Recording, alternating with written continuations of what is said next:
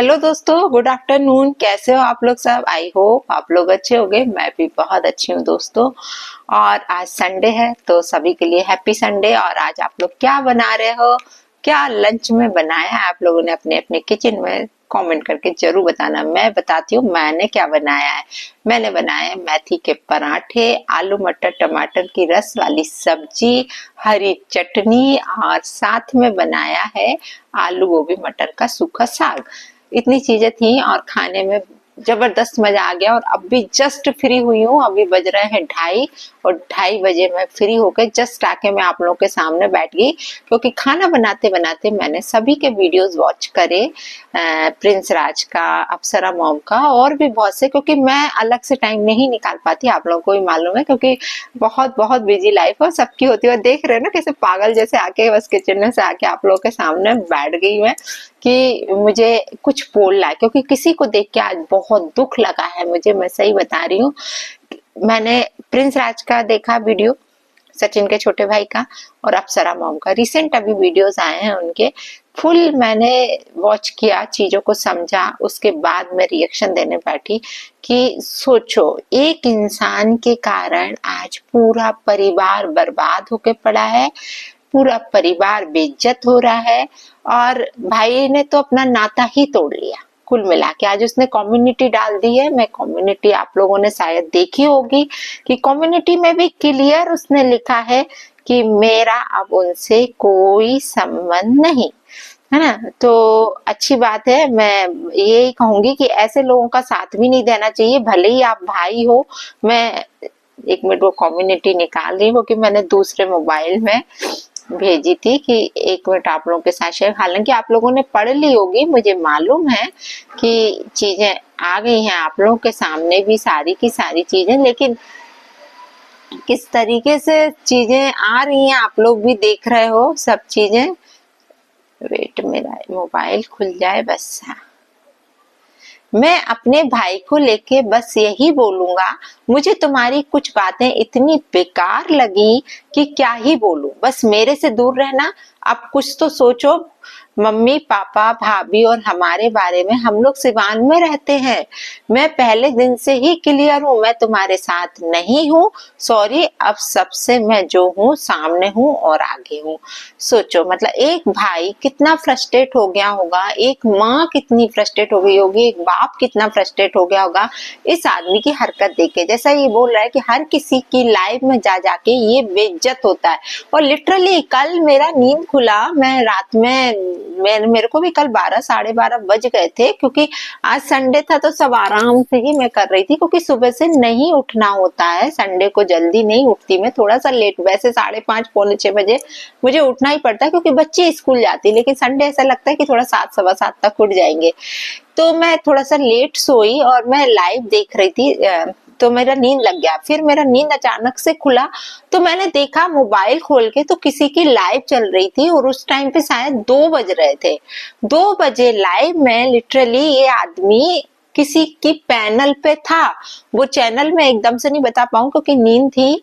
Amit Kitto, yes yes yes yes, Amit Kitto की live चल रही थी रात को 2-2:30 बजे, और ये पैनल पे था और लोग, कुछ औरतें इसके साथ जुड़ी हुई थी, और कैसे कैसे क्वेश्चंस हो रहे थे, कैसे कैसे जवाब हो रहे थे वहां पे। लिटरली मैं नहीं सुनी, मेरे को बहुत गुस्सा आया। मैंने कि हे भगवान, ये आदमी है पजामा है, इतनी रात तक, मतलब इसको अब अकेला सांड, सीधी बात मुंह से निकला, गंदी बात, लेकिन क्या करूं, ऐसे आदमियों के लिए निकलता है ना, जो किसी के बारे में नहीं सोचते। मुझे ऐसे वर्ड्स नहीं बोलना चाहिए, मैं अपने वर्ड्स वापस लेती हूँ और सॉरी भी बोलती हूँ, लेकिन गुस्सा आता है तब ऐसी चीजें निकलती हैं दोस्तों, है ना। तो ये आदमी उस टाइम पे, चल ऐसे लोग इसका मजाक उड़ा रहे, इसको समझ में नहीं आ रहा है ना, ये इतना बड़ा है, मैच्योर है, 30 साल का बंदा है, इसको ये चीज समझ नहीं आ रही कि वो औरतें इसका एक तरीके से मजाक ही बना रहे हैं, है ना। इसको वो चीज समझ ही नहीं आ रही थी। तो मैंने मुश्किल से 10-15 मिनट लाइव देखी और मैंने कि हट, ये सब गंदगी है, यहाँ देखना बेकार है। और इसको शर्म नहीं आ रही आधी आधी रात तक कि सबकी लाइव। तो यही चीज आज इनकी माँ ने भी बोली कि लाइव में जाके उल्टा सीधा स्टेटमेंट देता है और बेइज्जत होता है, अपने हाथों से बेइज्जत हो रहा है ये। तो ये तो सही है। और इसके भाई ने सीधा बोल दिया अब कि यदि घी सीधे हाथों से नहीं निकल रहा है तो हम अब उंगली टेढ़ी करेंगे, और बिल्कुल करना ही चाहिए था भाई, आपको शुरू में ही कर लेना चाहिए था आपको उंगली टेढ़ी, ताकि ये सीधा हो जाता उसी टाइम पे। और इसका तो खैर मुझे अब समझ नहीं आता इस बंदे का क्या होगा। और इसने सीधा बोला है इसके भाई ने कि मैं जो बोलूंगा मुंह पर ही बोलूंगा, मैं पीठ पीछे कुछ भी नहीं बोलूंगा। आपकी वजह से पूरी फैमिली सफर हो रही है, पापा सफर हो रहा है, मम्मी सफर हो रही है, हम लोग सब इस चीज को, सबसे ज्यादा मनीषा सफर कर रही है ना। भाभी का मुंह देख के मैं इनके साथ हूँ, अदरवाइज मैं कभी नहीं देता। और कहला मैंने शुरू से कभी साथ दिया भी नहीं है, तो बहुत अच्छी बात है भैया, ऐसे लोगों का कभी साथ नहीं देना चाहिए। आप लोग एक चीज और उसने पूछी है, और मैं अपनी तरफ से बता रही हूँ कि इसने पूछा है कि भाभी की जगह यदि आप लोग होते तो क्या निर्णय लेते। तो मैं आपको एक बात बताती हूँ भाई, मैं कुछ टाइम तक सहती, है ना, जैसे मैं होती तो मैं सहती, और ये मैंने किया है अपनी लाइफ में भी, कि मैं चीजों को सुधारने की कोशिश करती अपने आखिरी प्रयास तक, है ना। तो वो मनीषा भी कर रही है, आखिरी प्रयास तक मैं कोशिश करती, शायद उसमें सालों निकल जाते, है ना, कि शायद सुधरेंगी चीजें, शायद सुधरेंगी, क्योंकि एकदम से परिवार बर्बाद नहीं करना चाहिए। ये हर महिला चाहती है कि उसका परिवार बर्बाद ना हो, तो वो कोशिश करती है कि कोशिश करूं मैं, शायद मेरा पति वापस आ जाए, शायद उसको अकल आ जाए, शायद मेरा परिवार बच जाए। तो ये हर संभव प्रयास करती है एक औरत अपने घर को बचाने के लिए, और शायद मनीषा भी वही कर रही है, क्योंकि जब हम प्यार करते हैं अपने हस्बैंड से तो एकदम से उससे अलग नहीं हो सकते हैं, है ना। चीजों को, घर को बचाने की हम कोशिश करते हैं, भले ही चीजें सामने से गलत हो रही हो, लेकिन औरत हमेशा झुकती है, हर औरत झुकती है। मैं आपको बता दूं, यहाँ पे मैं सिर्फ मनीषा की नहीं कहूंगी, जिनके परिवारों में ऐसा हो रहा है वो औरत बहुत ज्यादा सेक्रीफाइस करती है अपने बच्चों के लिए, अपने खुद के लिए, कि परिवार बच जाए यार अपना। तो यहाँ पर मनीषा भी वही कर रही है, और मैं बस इतना ही बोलूंगी कि यदि मैं होती तो मैं वेट करती, है ना, थोड़ा वेट करती, शायद उसमें साल भी निकल जाता, हो सकता वो वापस आता, है ना। तो और हो सकता नहीं भी आता, चीजें और बिगड़ जाती, लेकिन कम से कम ये गिल्टी फील तो नहीं होता जिंदगी भर। ये तो कोई नहीं कहता कि इतनी सी चीज हुई थी और ये औरत अलग हो गई, इसने डिवोर्स ले लिया, दूसरा शादी कर लिया, है ना। ये चीज तो नहीं हो, बोलने को सुनना पड़ेगा ना अपन लोग को। इससे अच्छा थोड़ा वेट करो, थोड़ा सा समझदारी से काम लेना होगा। ये जो स्थिति अभी चल रही है आप लोग के घर में, ये बहुत नाजुक स्थिति है, रिश्तों को लेके बहुत नाजुक स्थिति है।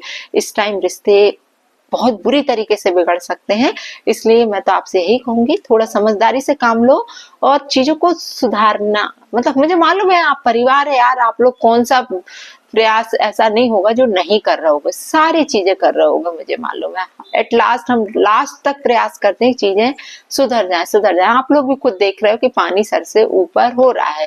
तो मैं मनीषा से बस इतना कहूंगी, वेट कर लो, थोड़ा टाइम और वेट करो, और फिर जो आपका डिसीजन हो, आपको लगता है कि चीजें नहीं सुधर रही, दैट टाइम आप डिवोर्स फाइल करना, आप अलग हो जाना, क्योंकि आपकी भी जिंदगी है, अभी आपकी एज बहुत कम है। आपको इस तरीके से तो टेंशन में इंसान नहीं जी सकता, बल्कि और बर्बाद हो जाता है मानसिक रूप से, शारीरिक रूप से।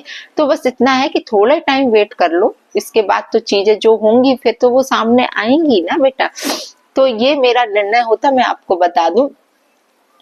कई लोग लिख रहे हैं कि मनीषा को आजाद करो, मैंने कमेंट सेक्शन में भी जाके पढ़ा कि मनीषा को आजाद करो, कि जब ससुराल में पति अपना नहीं हो तो सारे रिश्ते कोई काम के नहीं है। तो एक तरीके से ये चीज भी सही है कि जब पति अपना नहीं होता तो सारे रिश्ते कोई काम के नहीं होते, लेकिन मैं कहूंगी कि इतनी जल्दी डिसीजन नहीं लेना चाहिए।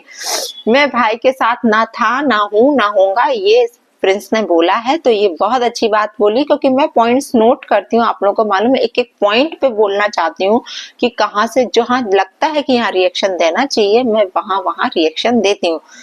और सीधा उन्होंने बोल दिया है कि अब सब्र का बांध टूट चुका है, अब सब पूरे परिवार का सब्र का बांध टूट चुका है, और अब चीजें बहुत बहुत मुश्किल हो गई हैं। तो ऑब्वियस सी बात है, इस कंडीशन में सारी चीजें बहुत मुश्किल ही हो जाती हैं। और सीधा उसने बोल दिया कि अब मैंने हाथ खड़े कर लिए हैं कि मुझे इन सब पचड़ों में नहीं पड़ना, क्योंकि कहीं ना कहीं उस बंदे की भी बदनामी हो रही है, उसको भी चीजों के साथ घसीटा जा रहा है, चीजें उसके ऊपर भी आ रही हैं, तो हर कोई हाथ खड़े करेगा। ऐसे सीधा बोल दिया कि मेरी बातचीत बिल्कुल भी नहीं होती है, घर में यदि बातचीत होती है तो सिर्फ पापा जी की बातचीत होती है उस इंसान से, और किसी की बातचीत नहीं होती। मतलब सोचो यार, वो वाइफ भी कैसा फील कर रही होगी कि उसका उसके पति से कोई कम्युनिकेशन नहीं होता है। और मतलब एक औरत शादी होके जब आती है, आप ये बताइए घर में, तो अपने पति पे ही तो डिपेंड होके आती है। जब पति अपना नहीं हो तो कैसा लगता है ना। कहते हैं ना कि दुनिया की हजारों लाखों की क्रीम भी वो चमक नहीं ला सकती आपके चेहरे पे जो पति का प्यार ला सकता है। फिर कोई क्रीम काम नहीं करती उस टाइम पे। यदि आपके पति का प्यार आपके साथ है तो आप यूं दमकोगे चमकोगे सबके बीच में कि आप अलग ही दिखोगे, और नहीं है तो फिर मुरझा जाती है औरत। तो आप खुद समझ सकते हो कि पति का प्यार कितना मायने रखता है। और जैसा कि अभी ये बोल रहे हैं कि भाभी की मेंटल स्थिति बिल्कुल भी सही नहीं है, तो यार होगा ही यार कि कोई भी बीवी होगी उसके साथ इतना कुछ होके रखा हुआ है तो उसकी मेंटल स्टेट कहाँ तक सही होगी। इधर ही फिर उनकी माँ का भी वीडियो आ जाता है, अप्सरा मॉम का। मैंने देखा, लिटरली वो बहुत रो रही थी। उनको देख के मेरी आंखों में भी आंसू आ गए कि यार हम लोग भी एक लेडी हैं यार, बहुत दर्द होता है ऐसे देख के किसी को रोता हुआ देख के। मतलब वो माँ अब हार मान चुकी है, सच बता रहे हैं, वो हार मान चुकी है। और उसने सीधा बोल दिया कि भगवान मुझे उठा लेता इससे पहले, मुझे ये सब देखने के पहले मेरे को उठा लेता, क्योंकि एक इज्जतदार आदमी की इज्जत बहुत मायने रखती है और ये इज्जत इसने दांव पर लगा दी है। तो आप खुद सोच समझ सकते हो कि उस माँ की मेंटल स्थिति कैसी होगी जो आज रो रही है बैठ के, वो सिर्फ इस बेटे के कारण। और इसको कुछ समझ नहीं आ रही, इसकी आंखों पे पड़ी हुई है पट्टियां। भाई साहब, आप एक दिन बहुत पछताएंगे। जो अपने माँ बाप को रुलाता है वो एक दिन बहुत बुरी सजा भुगतता है, और वो सजा जिंदगी भर की होती है। मैं आपको एक बात बता दूं, जिस बच्चे के कारण उसके माँ बाप की आंखों में आंसू आते हैं ना, वो जिंदगी भर सजा भुगतता है। वो चीजें कभी सही नहीं होती हैं। इसलिए कोशिश करो कि अपने माँ बाप की आंखों में आंसू ना लाओ कभी भी। देखा, मैं ये सोच के मेरी आंखें भी भर रही हैं यार। मैं सही बताऊं, मुझे आज लिटरली उनको देख के बहुत बहुत दुख लग रहा था। मैं खाना बना रही थी, मैं वीडियोस उनका वॉच कर रही थी, जैसे ही उनका रोना स्टार्ट हुआ मेरी आंखें भर आई कि यार आज अपन उनकी जगह रख के देखो कि अपन होते उनकी जगह तो कैसा फील करते यार, है ना। सोचो, भगवान ऐसा ना हो किसी के साथ। हम तो यही कहेंगे कि उनके घर में भी सब सही हो जाए। भगवान से यही प्रेयर करते हैं, सभी लोग कर रहे हैं कि सारी चीजें सही हो जाए। लेकिन वो बंदा शायद उसकी आंखों पे क्या पर्दा डाला है इस बंदी ने यार, कसम से मुझे तो सोच सोच के लगता है कि आदमी पागल होके पड़ा हुआ है, उसे कुछ समझ नहीं आ रहा है। अच्छा खासा परिवार आप अपना बर्बाद कर रहे हो, आप बर्बादी के स्टेज पर आ रहे हो। खैर, अब इसके बारे में क्या बोलूं मैं, कुछ कुछ पॉइंट्स और थे। सीधा ये सब देखने से पहले इन्होंने सीधा बोल दिया कि ये सब देखने से पहले हम इस दुनिया से चले जाते, तो बहुत दुख हो रहा है। और सीधा उन्होंने बोला है कि मैं खुश नहीं हूँ, मुझे बहुत कष्ट हो रहा है, बहुत कष्ट हो रहा है। और उनको क्या, उनके पापा, चलो एक औरत होती है, मैं आप लोग को एक बात बताऊं, वो रो लेती है ना, रो के अपना जी हल्का कर लेती है। लेकिन उस बाप का क्या, वो तो रो भी नहीं सकता यार, है ना। लोग ये बोलेंगे कि अरे कितना मतलब नाजुक है, इतनी सी चीजें नहीं झेल सकता, तो इसलिए आदमी रो नहीं पाते हैं। औरत तो चलो रो के अपनी चीजों को शांत कर लेती है। तो आप खुद समझ सकते हो कि इस समय उनके पापा की क्या स्थिति हो रही होगी यार। लेकिन इसको वो भी समझ में नहीं आ रहा है इस आदमी को। सब लोग सोच रहे हैं, सब लोग जो भी कर रहे हैं, मैं आपको बताऊं, जितने भी वीडियोस आ रहे हैं, रिएक्शन वाले आ रहे हैं या रोस्ट कर रहे हैं, तो लोगों का सीधा तात्पर्य यही है अपने वीडियोस डालने का या इनके पूरी फैमिली का कि कैसे भी करके यह इंसान सीधा हो जाए, सुधर जाए और अपना घर वापस अपने बीवी के पास, वापस अपने परिवार के पास वापस। लेकिन आप लोगों को लगता है क्या ऐसा? मुझे तो नहीं लगता है दोस्तों। आप लोगों को लगता हो तो कमेंट जरूर करना कि ये इंसान बैक होगा या नहीं होगा।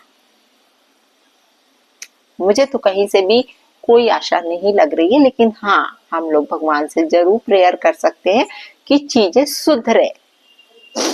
और सीधा इनकी माँ ने बोल दिया कि जो अपने लिए गड्ढा खोदेगा वो एक दिन उस गड्ढे में जरूर गिरेगा। तो ये भाई साहब गड्ढा अपने लिए खुद खोद ही रहे हैं और देख ही रहे हैं कि कितनी गहराई तक ये जाते जा रहे हैं और दी एंड कब होगा उस गड्ढे का इनको नहीं मालूम, क्योंकि फिर उसमें से निकलना इन्हें बहुत मुश्किल क्या नामुमकिन होगा। इसलिए हाथ जोड़ के विनती है भाई साहब आपसे, चीजों को सुधारो सुधारो, चीजों को बिगाड़ो नहीं, अपनी आंखों पे पट्टी मत डालो, है ना। इतने भी अंधे मत हो जाओ किसी के प्यार में कि आपको कुछ अपना ही ना नजर आए। होती हैं स्थितियां ऐसी, होती हैं दोस्तों, समझ सकते हैं, लेकिन आप मैच्योर इंसान हो, है ना। समझदारी दिखाना पड़ेगी, यहाँ पे समझदारी का परिचय देना पड़ेगा आपको। यूं सबकी लाइव में जा जाके, यूं पैनल पे बैठ बैठ के आप कितने बेइज्जत हो रहे हो ये आपको समझ नहीं आ रहा है। लोग आपका मजाक बना रहे हैं, आपका फायदा उठा रहे हैं, वो आपको समझ नहीं आ रहा है। तो चलिए दोस्तों, वीडियो बहुत लंबा हो रहा है, मैं आपसे फिर दूसरे वीडियो में बहुत जल्दी मिलती हूँ दूसरे रिएक्शन के साथ। और चीजें हो सके तो सुधार लेना, बस इतना ही बोलेंगे। तो जय बालाजी सरकार की, राधे राधे। फिर मिलती हूँ आप लोगों से दूसरे रिएक्शन में। Bye bye.